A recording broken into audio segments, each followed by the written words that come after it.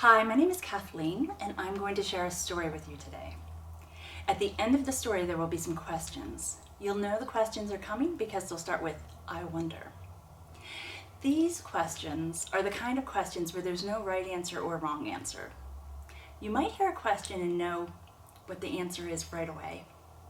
There might be another question that you have many answers to. And maybe there will be a question you don't have any answers to, or maybe you don't even understand the question quite. All of that is okay. You can say as many or as few answers as you have. If you're watching with someone else, you might even have different answers than they have, and that's okay too. So, let's get ourselves ready to enter the story.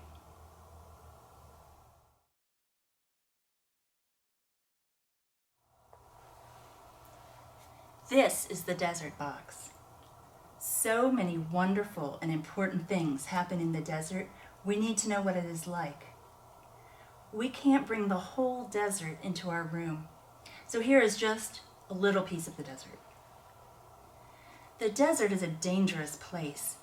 It is always moving and changing shape. So it is hard to know where you are. There is little water, so when you get thirsty, you can die if no water is found. Almost nothing grows there, so there is almost nothing to eat. In the daytime, it is hot, and the sun scorches your skin. In the night, it is cold.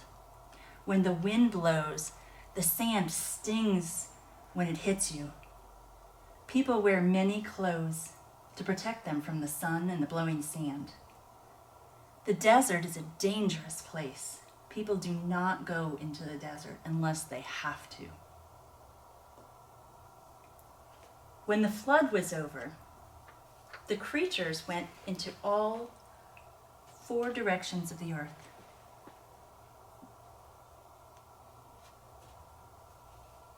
To fill it up with life again.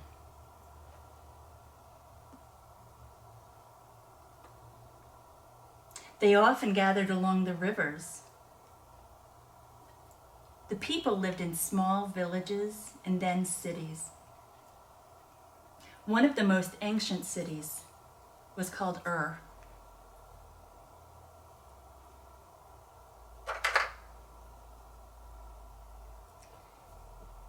In the city of Ur, people believed there were many gods. There was a god for every tree, every rock, every flower. There was a god of the sky, the clouds, the water, the land. The world was alive with gods. But there was one family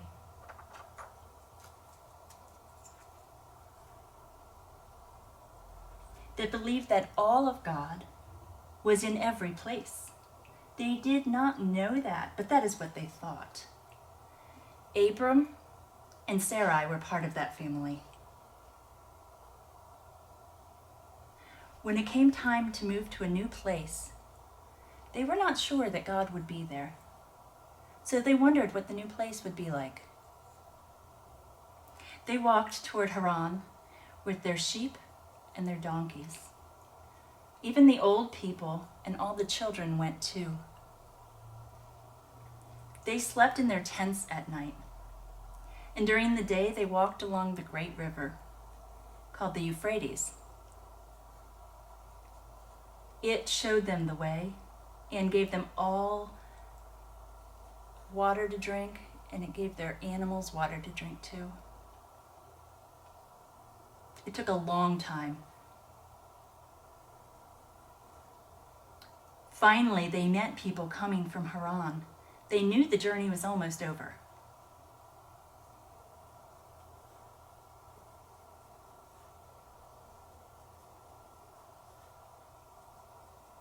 Then they were there.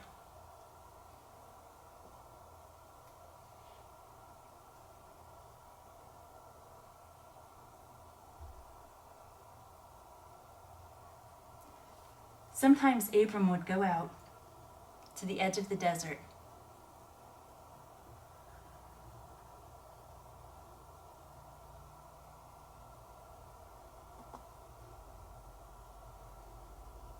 and look out across the sand and into the sky. Then God came so close to Abram, and Abram came so close to God that he knew what God wanted him to do. God wanted Abram and Sarai to move on again to another new place.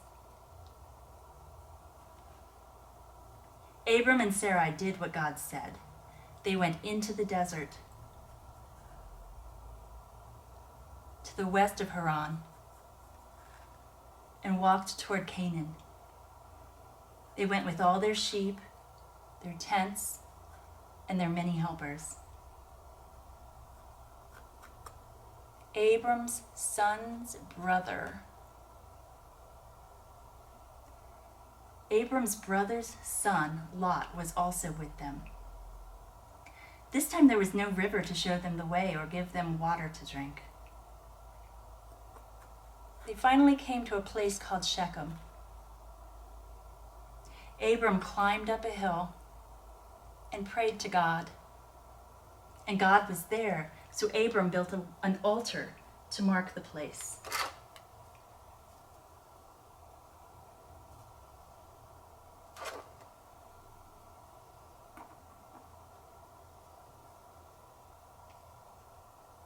Then they went on.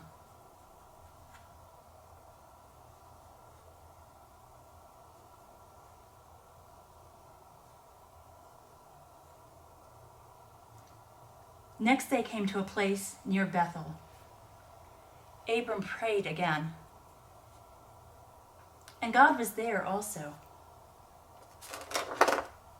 So Abram built an altar to mark the place.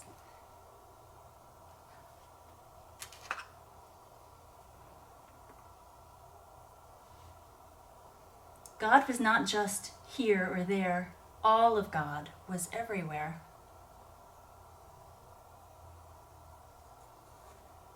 Then they went on to Hebron to make their home, near the oaks of Mamre.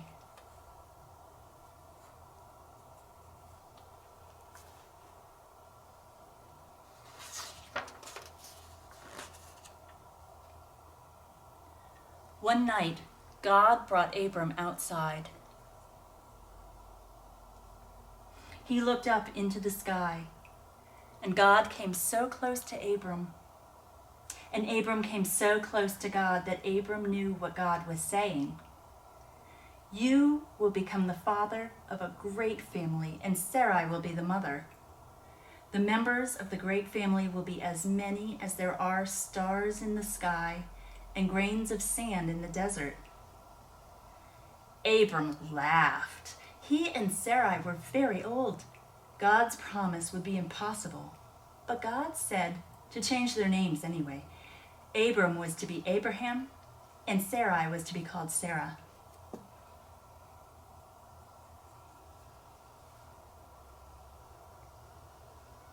One day, 3 strangers came out of the desert.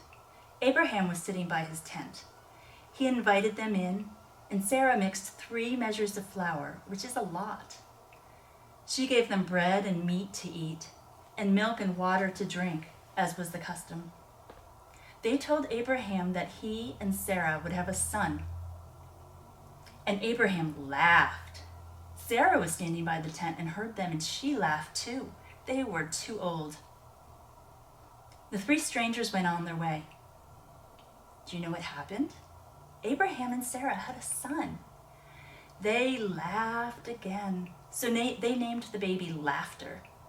In their language, the word for laughter is Isaac. When the boy was grown, Sarah died. She was buried in the cave near the oaks of Mamre.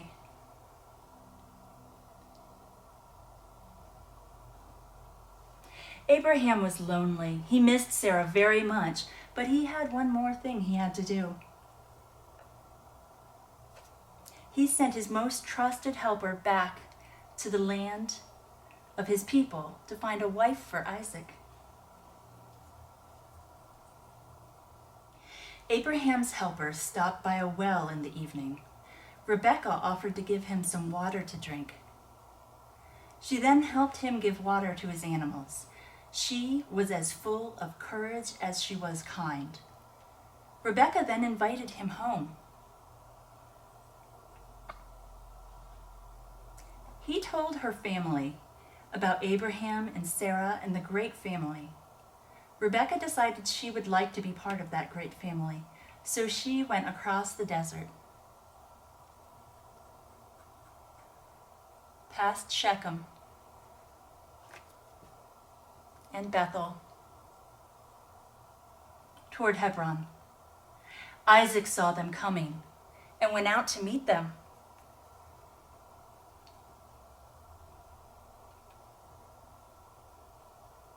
Then Isaac and Rebekah were married.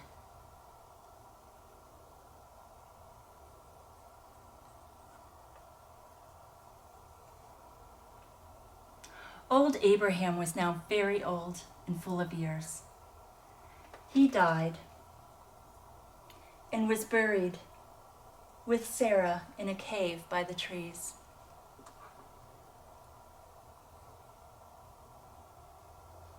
Then Isaac and Rebekah had children, and their children had children, and those children had children. This went on for thousands and thousands of years until your grandmothers and grandfathers had children. Then your mothers and fathers had children. Now you are part of that great family which has become as many as the stars in the sky and the grains of sand in the desert.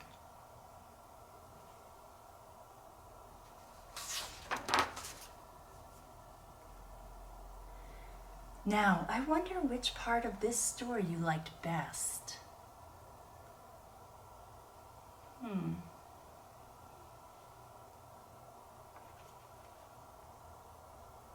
Was it when Rebekah came across the desert? Was it when Abraham and Sarah laughed?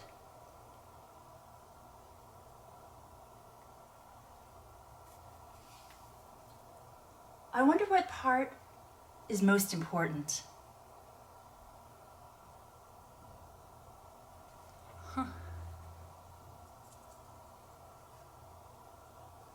Was it when they thought that all of God was in everything?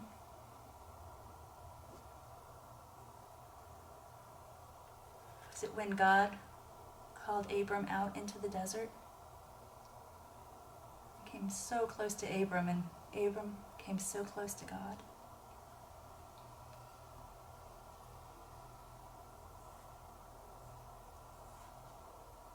Was it Rebekah's courage?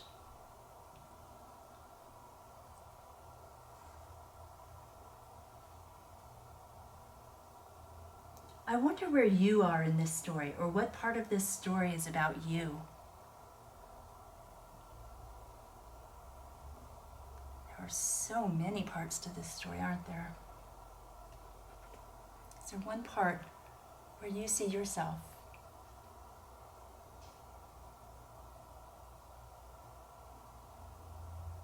I wonder if there's any part of the story we can leave out and still have all the story we need. Did they really have to build that altar?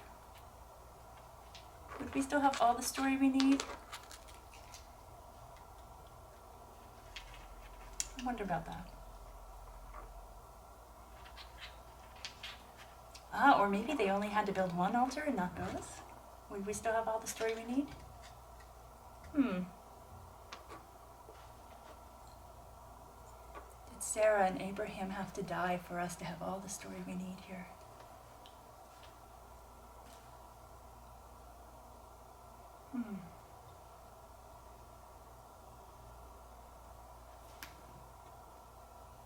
Watch as I put the story away. Isaac and Rebekah,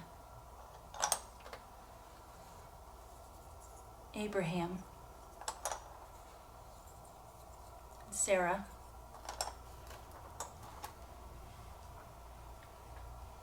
the altars at Shechem and Bethel,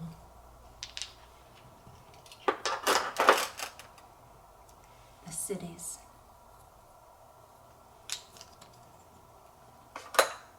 And even the rivers.